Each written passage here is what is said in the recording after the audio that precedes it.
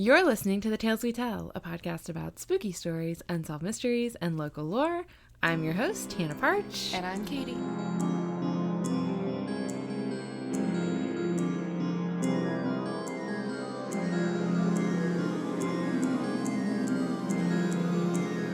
Welcome back. I should have just said, and I'm congested. I don't feel like you sound very congested, or too congested. A little bit, but not terrible. I don't know. We've already confirmed I can't talk out of my... Or, I can't hear out of my right ear. We've already talked about, like, our lives falling apart. And, you know, everything's great. Oh, your life is falling apart. I'm physically falling apart. You know, it's all wonderful. Well, almost everything is awful. Except for an awesome interview that you did. Yeah, that was gonna be my first little shout out.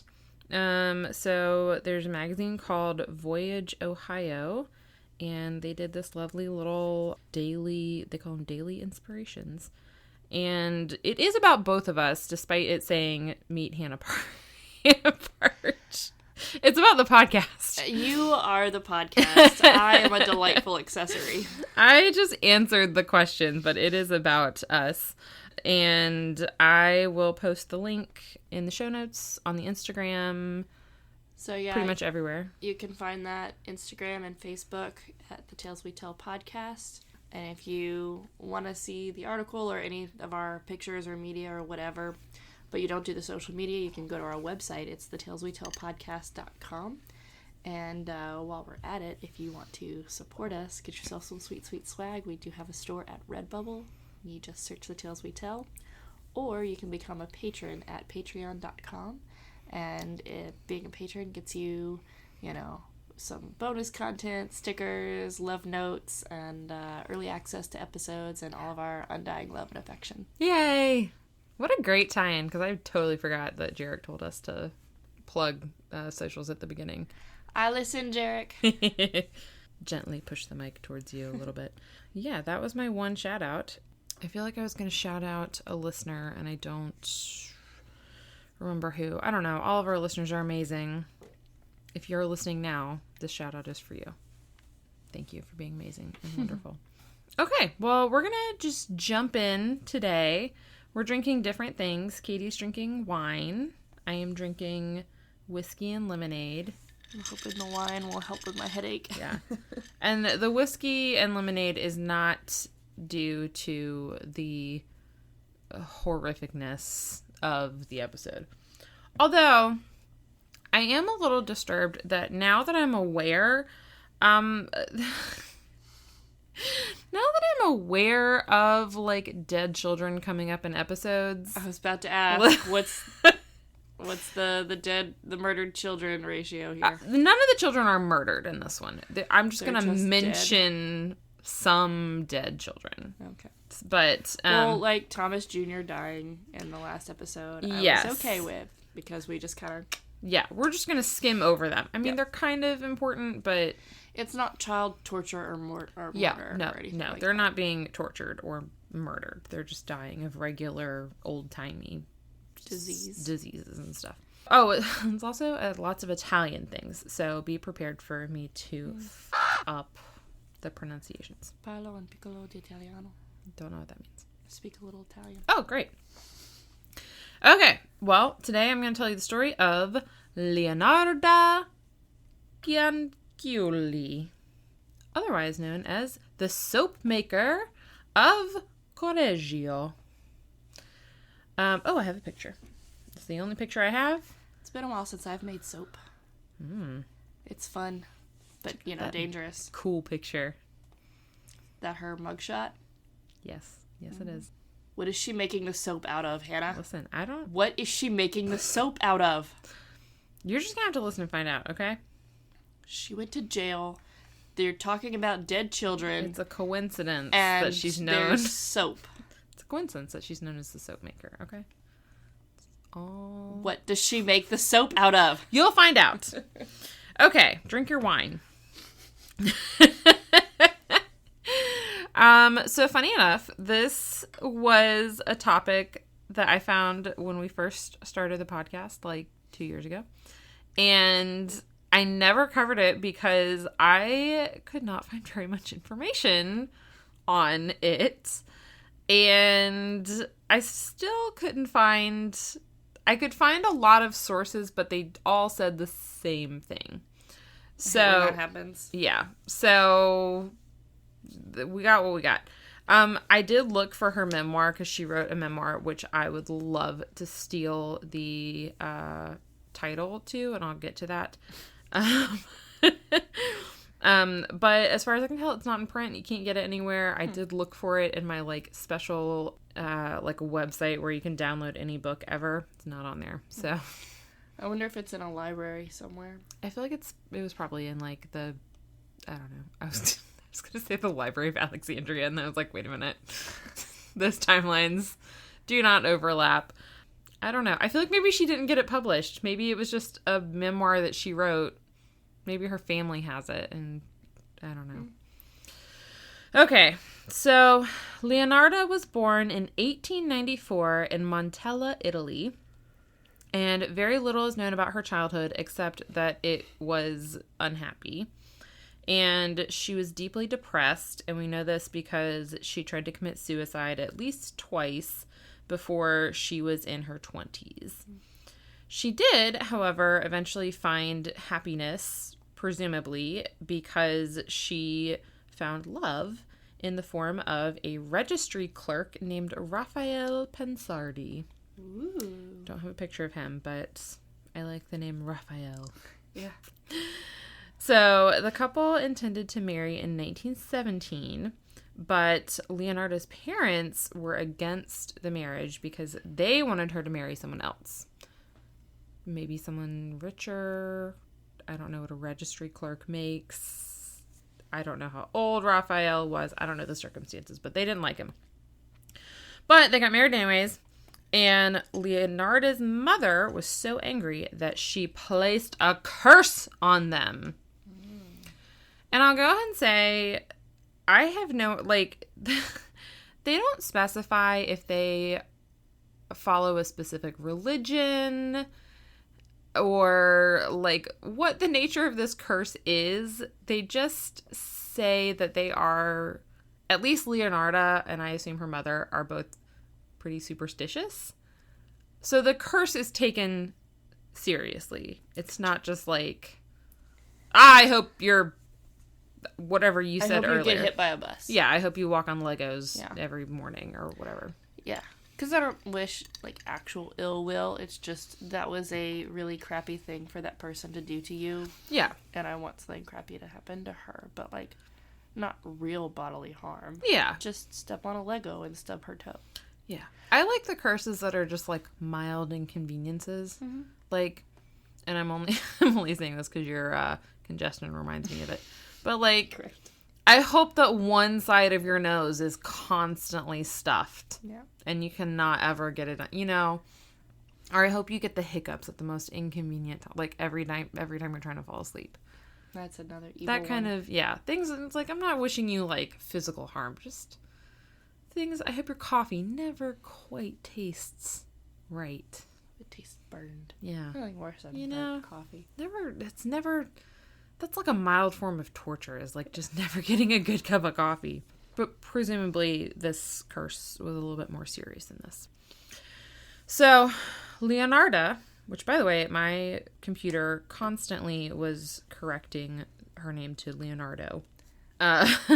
Leonarda and Raphael moved to Laria Potenza, southern Italy, somewhere, in 1921. Things seemed to be going pretty well for them until 1927, when Leonarda was arrested for fraud. Delightful. I have no details about this.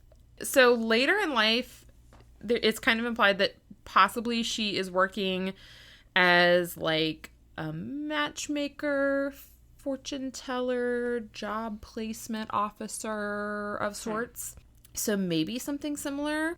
But I don't know. She gets arrested. Well, she is jailed, but she's not imprisoned for like a long time because When she's released, they move to Lacedonia, which my text corrected to Macedonia, not the same thing. Lacedonia, which is in Avellino. And famously, on July 23rd, which is my birthday, of 1930... Not your birth year. Not my birth year. There was a thing called the Irpinia earthquake that happened in this area, which was a 6.6 magnitude earthquake.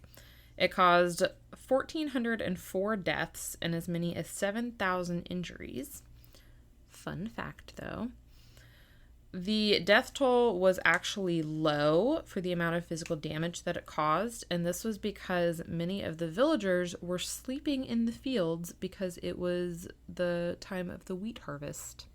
So they weren't in their homes. And I guess in a wheat field is like best place to be for an earthquake. Yeah, nothing's gonna fall on you there. Yeah. Although I always thought, and I don't know if this is because I watched a lot of Land Before Time when I was young, which is also where my fear of quicksand came from. I always thought in earthquakes that, like, the earth opened up. So I thought you were in danger. The only place you weren't in danger was, like, in flying through the air. So, no. Unless you were, like, right on the fault line. Mm-hmm. And even still, that's a specific type of earthquake. And I can't remember all the names. I think there's 4. And so when I was in 4th grade, I studied earthquakes a little bit since then, but this is like the thing that stuck with me. So if you're an educator of any kind, the effectiveness of this teaching methodology, I'm about to blow your mind. Okay, I'm ready. 4th grade to 30 plus years old. We had Snickers bars, little mini Snickers. Oh, okay. And we had to demonstrate the different types of earthquakes and fault lines with our Snickers. So there's one where it pushes together, the tectonic plates push together, and, it kind of, like, crunches up like that. So my fingers are kind of tinting. And then there's the other kind where one side slides over and under, like that. And then there is one where there is a separation. And that would be the one where you would fall into the chasm. Right. Nice. And there might be... the other one is the shearing. It's the side to side. It's this. Yeah. So yeah, it's 4, right? Yeah. Tectonic plates are really scary to learn about for the first time. I also... I was a tough 4th grader. Yeah. I also had chocolate there to comfort me, and the fact that I lived nowhere near a fault line. Yeah, I was, again, constantly shocked that my parents didn't figure out I had anxiety at a young age. I remember being in my backyard, and my best friend at the time and I were, like, I don't know, digging a hole or something. I don't know what you do, and we were playing in the dirt. And there was like a rock or probably a piece of clay and we were trying to, like, crack it open. I was convinced if we cracked this thing open, we were going to see outer space. Like, I was convinced that was, like, the outer... I was probably, like, 7. I don't know. My understanding of, like, the science, earth science, not there. I'm very disappointed with your school system. I mean, in 4th grade, I had... tectonic Snickers. You had tectonic Snickers, and I was in the backyard thinking I was about to open up outer space. See outer space. I mean, not even a geode. Nope. I was like outer space and a lump of clay. And then I got, like, scared, and I remember telling my mom, and my mom had to be like, "There's many, many layers of Earth. You're not gonna get to space." Also, space is out, not within. Yeah, it was. It's. So I didn't end up ever being an astronaut like I thought I wanted to be. I just love that you were both, like, fascinated by and terrified. I was. Space. I would, like, be really fascinated by it, and then I would think too hard on it and be. Yeah, and I also had a lot of fears of how I was going to die in space. One of which was I would get to the moon. And then they would forget me and leave. And I would be stuck on the moon. So, probably good that I didn't end up in that field because there's not. Matt Damon might share your fears. Listen, that movie. Strangely enough, didn't freak me out as much as Gravity did. Watching Gravity freaks me out. I think I saw that one too. Or maybe I didn't. I can't remember. But what is the one I'm thinking of with Matt Damon and Mars? The Martian. The Martian. Yeah. That was a great book and a great film adaptation. I think it's because I read the book first that it didn't freak me out as much. But yeah, seeing Sandy Bullock spin around out of control and then, yeah, no, yeah, no, there is not enough Zoloft in the world that can. Okay. Moving right along. Let's get back to this earthquake we were talking about. Okay, so lots of people in the fields and they're fine. Leonarda and Raphael were fine. However, their home was not. Their home was destroyed. So they had to move and they ended up settling in Coreggio, which is somewhere in like north. Did you ever say like what the curse was that her mom?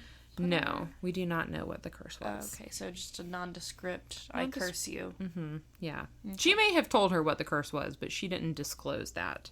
I feel like it's a safer bet to just leave it pretty open-ended because, you know, getting arrested for fraud and then suffering an earthquake and losing everything, those seem like pretty cursy side effects to me. Also, last week we had a family that also was forced to move because of an earthquake.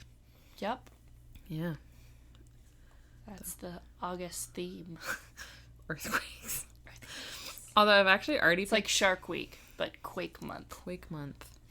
I've actually already picked next week's topic. Is there an earthquake or Quakers? Because Quakers would also be cool. I don't know. I haven't actually read enough about it. But if there is, I'm going to be really excited. I know... Unfortunately, I know there's a dead baby in it, so... I'm sorry! That's not why I picked it. It's not why I picked it, I promise. So, the hopefully still happy couple has now settled in Coreggio, and they open up a small shop. So, Leonarda, not Leonardo, perhaps spooked by this curse that her mother has spoken over her, at some point during her adult life, visited both a palm reader and a fortune teller. And both times she was given grim news. The fortune teller predicted that all of her children would die. Delightful. And the palm reader said, quote, "In your right hand, I see prison. In your left, a criminal asylum." Not great options. Leonarda and Raphael did have children. Leonarda was pregnant 17 times. Oh my goodness. Yeah. How many children did she actually have? So, of her 17 pregnancies, she had 3 miscarriages, and 10 of her children died very young. So she had 4 that survived into adulthood. And as you would suspect, she was extremely protective of those 4 surviving children. That's also a lot of kids to actually have. Like, when you said she was pregnant 17 times, I thought her miscarriage count was actually going to be higher. Yeah. Like, so that's impressive. Yeah. Well, and... Here I am, like, I don't think I'm going to do it again. Well, and, I mean, we kind of touched on last week when we were joking about it, but we were talking about Anna Whaley and, you know, how long she waited in between her kids based on, like, how traumatic her deliveries were. Mm-hmm. And it's like, yeah, in the early 20th century, it's probably safe to assume most deliveries were pretty traumatic. Like, yeah.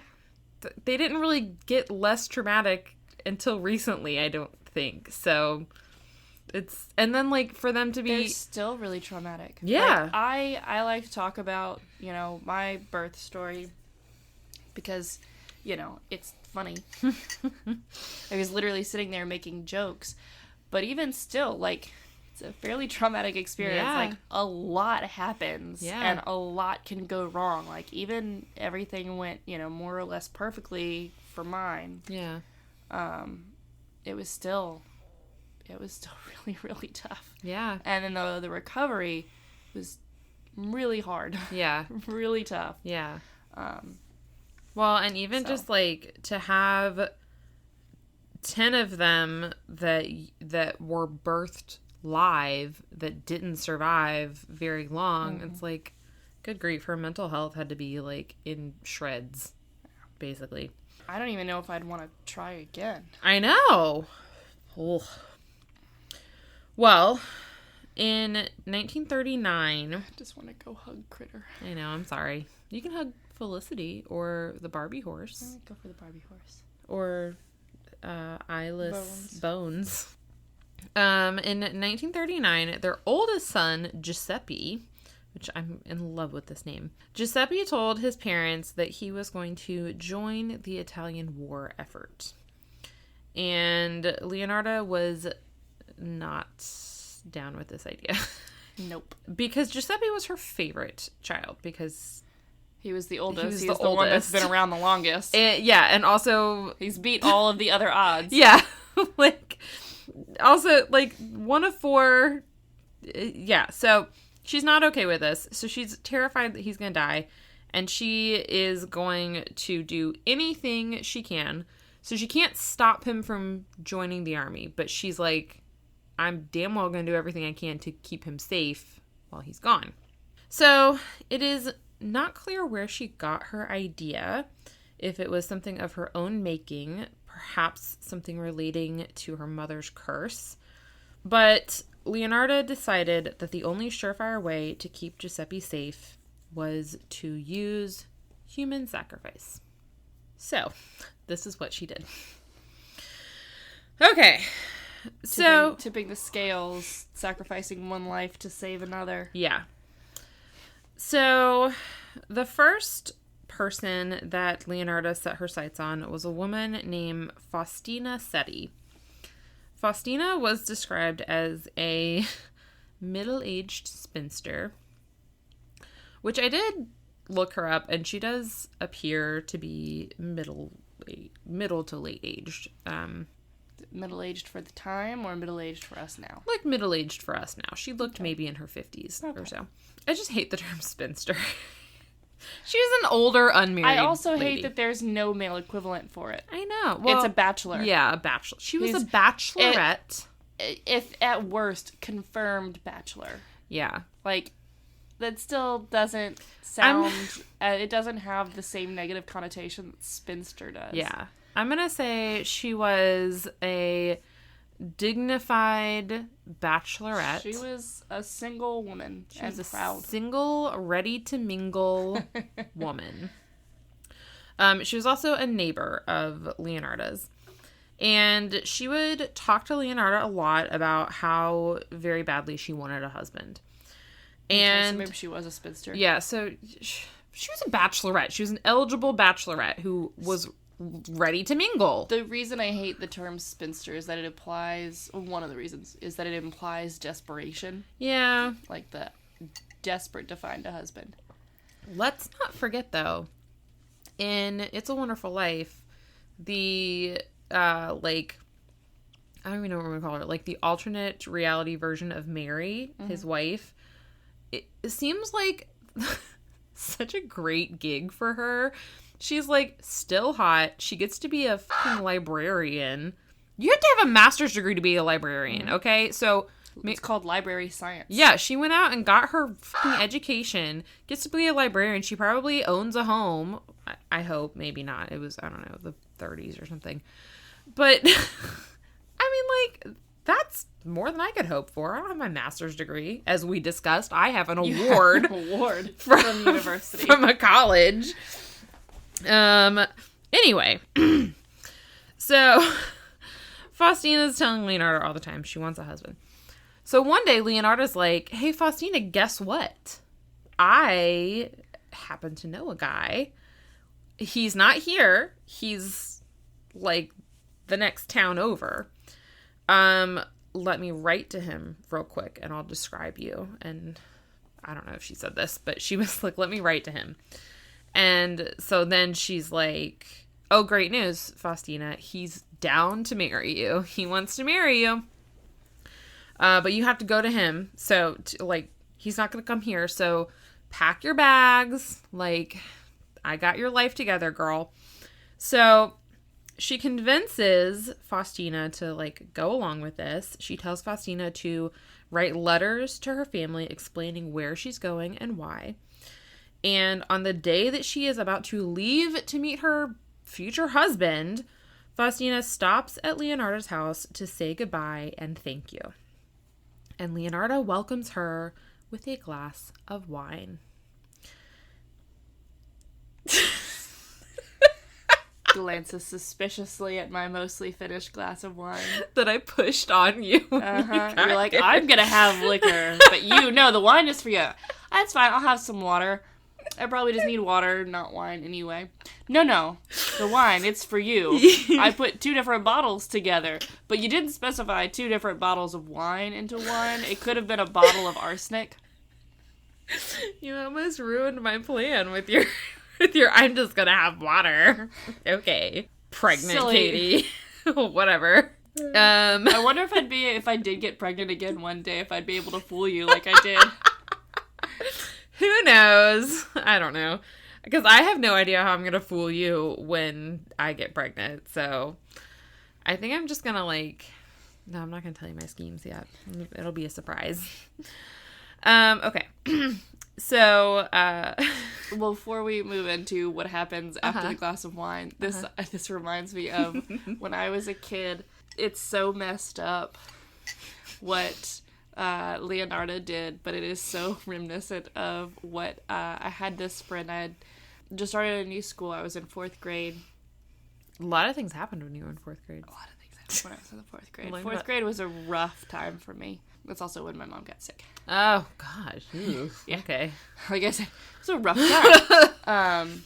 But I finally made a friend, and, we were both boy crazy and stuff. She would tell me about these guy friends of hers. I think Andrew was one of them. Oh, no.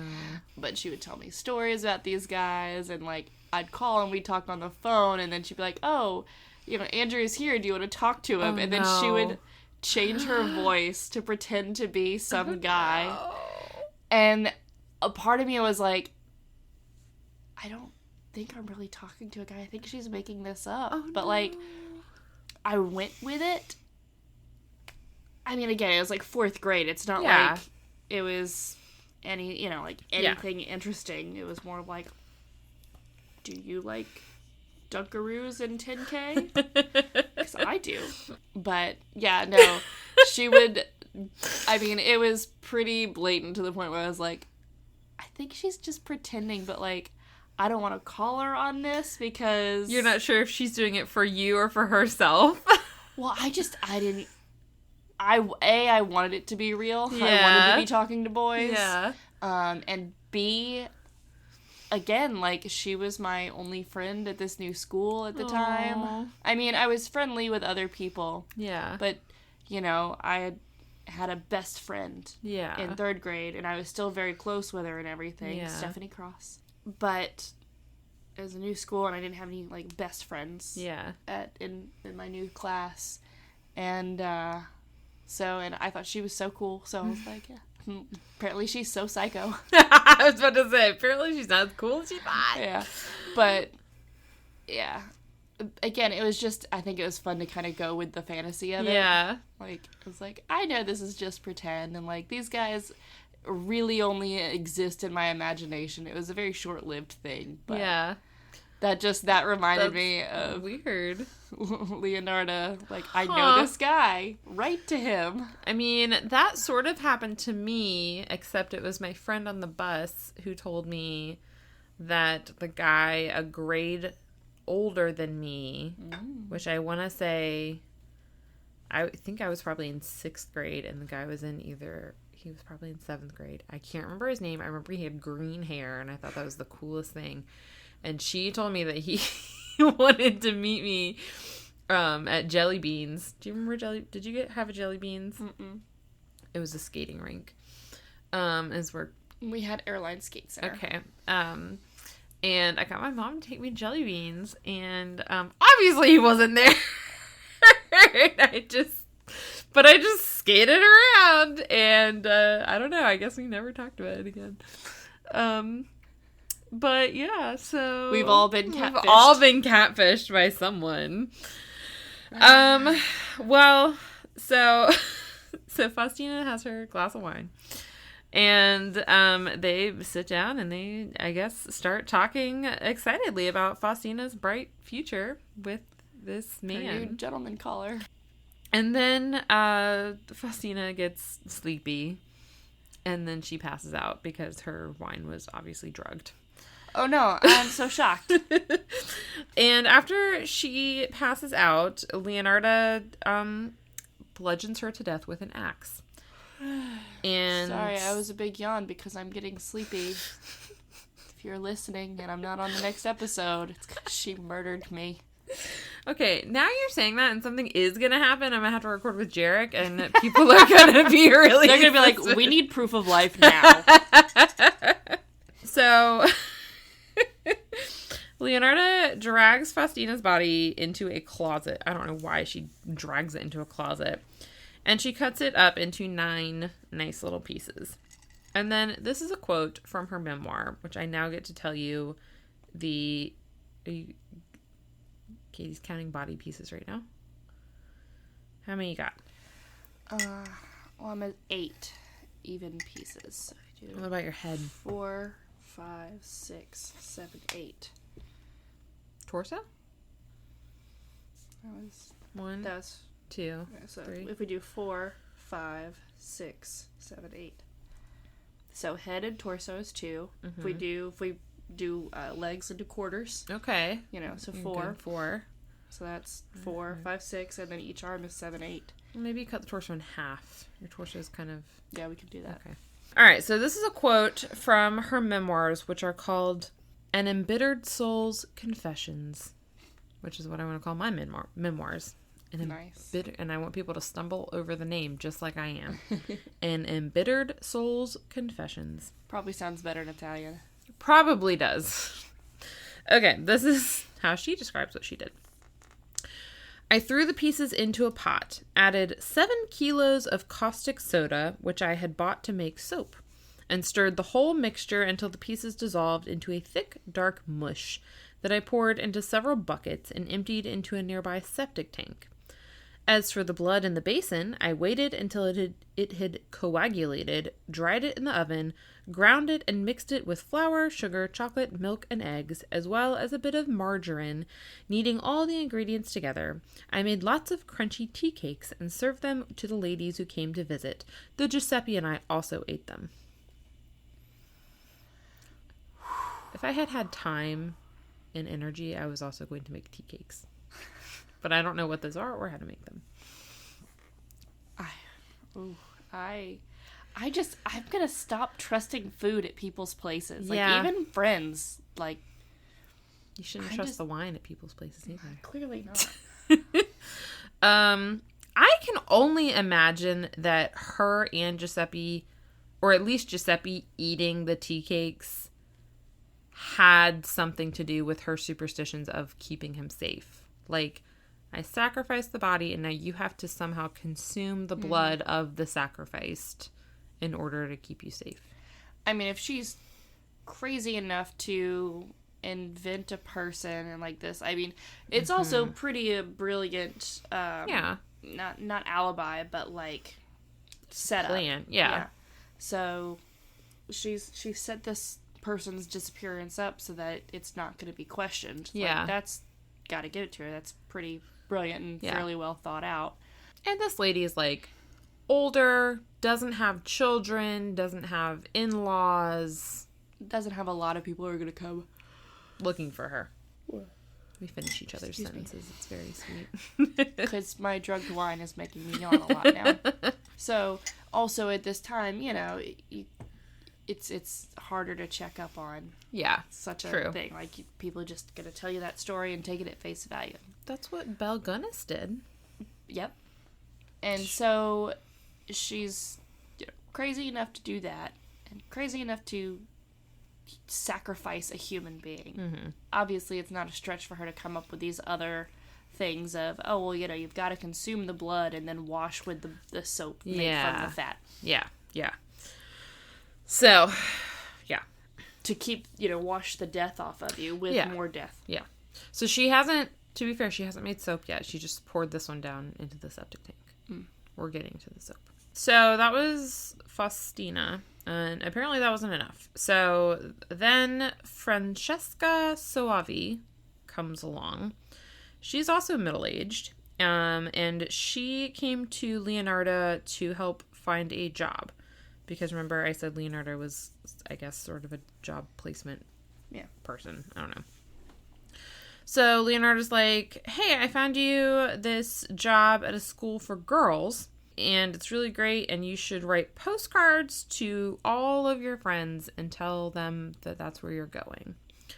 So she does, and before she left, Francesca visited with Leonarda, where the women enjoyed a glass of wine together.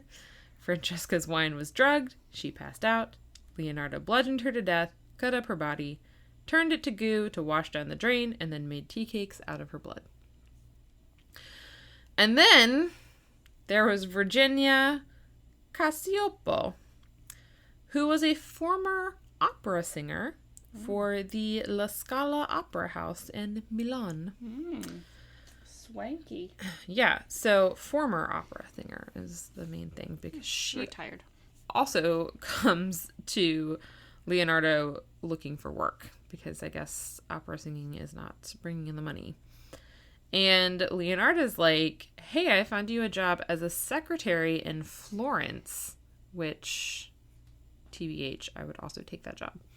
If someone was like, hey, I have a job as a secretary in Florence, Italy, yes, I'll do that. So weirdly enough, this time Leonarda is like, don't tell anyone where you're going. Which is weird, because the first two people, she's like, tell everyone where you're going and document it on paper and put it in the mail. Make a paper trail. Make a paper trail. So this time she's like, Virginia, don't you dare tell us all where you're going. And the day of her departure, Virginia stops to see Leonarda to say thank you so much for this opportunity. Can you guess what happened? Glass of wine? Yep. She gets drugged, bludgeoned, dissected. However, Virginia's special. Virginia's not like the other girls. This is what Leonarda has to say. This is from her statement to police. She says, she ended up in the pot like the other two, but her flesh was fat and white. When it had melted, I added a bottle of cologne, and after a long time in the boil, I was able to make some most acceptable creamy soap. I gave the bars to neighbors and acquaintances. The cakes, too, were better. That woman was really sweet. So, I guess, I'm pretty pale. And, I got a little extra junk in the trunk. So, I'm just saying, if someone starts gifting you some really nice Well, if you soap, get a real swanky job out yeah, somewhere else if and you're leaving town. If Jarek suddenly tells you that I have accepted a job, like, out of the country, and then you suddenly start getting soap for all occasions, call the police. That goes for everyone. If your next Patreon gift is soap, call the police. I'm going to hold off on making soap for a while just to throw off suspicion. Please do. I don't have time to craft anymore. I have time to knit, and that's about it. Knitting is good. Good for the soul. So, Virginia's sister-in-law becomes suspicious when she can't get in touch with her. And she contacts the police and reports that Virginia was last seen going into Leonarda's house. And so police open up an investigation. And Leonarda does not, like, she's like, I don't know what you're talking about. Like, this is just my regular Etsy shop. Like, I don't know what you're talking about. And then the police are like, well, what about this Giuseppe kid? Maybe he did it. And then Leonardo is like, no. Stay away from my kid. It was me. I killed them all. Do you want me to tell you how I did it? This is my pot where I boiled them. So. Tea cake? Yeah. So she immediately confesses as soon as they, like, even think about bringing Giuseppe They didn't in. have to put much pressure on her at all. They really didn't. So she is arrested and tried for murder in 1946. She remained unrepentant during her trial, and she even would correct prosecutors when they got details wrong about, like, the murders. This is a quote from her during the trial.